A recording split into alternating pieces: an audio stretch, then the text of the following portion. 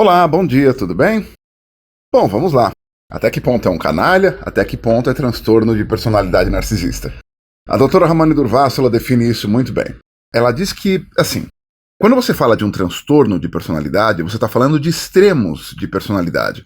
Porque quando você olha transtorno narcisista, por exemplo, a necessidade de validação, de querer ser reconhecido, de querer ser valorizado, todos nós temos isso.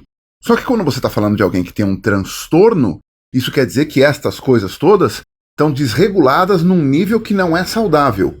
E isso produz sofrimento subjetivo no paciente.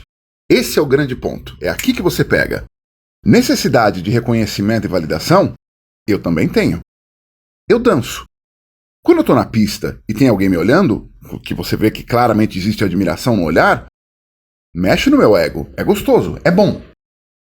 Mas se eu não tiver isso, a minha noite segue numa boa. Vai sem problema.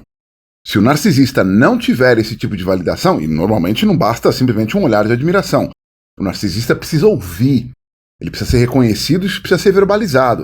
Você é incrível, você é fantástico, você é maravilhoso, e a pessoa não tem isso, isso produz sofrimento no paciente. Então é por isso que você está chamando de um transtorno. É porque você tem um extremo de personalidade.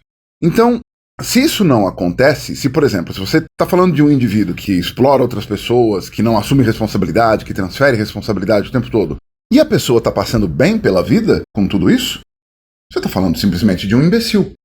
E imbecil não é um termo diagnóstico. Não existe tratamento para imbecil. Agora, se isso está produzindo sofrimento, aí você está falando de um transtorno. O padrão de comportamentos de um indivíduo produz sofrimento a ele.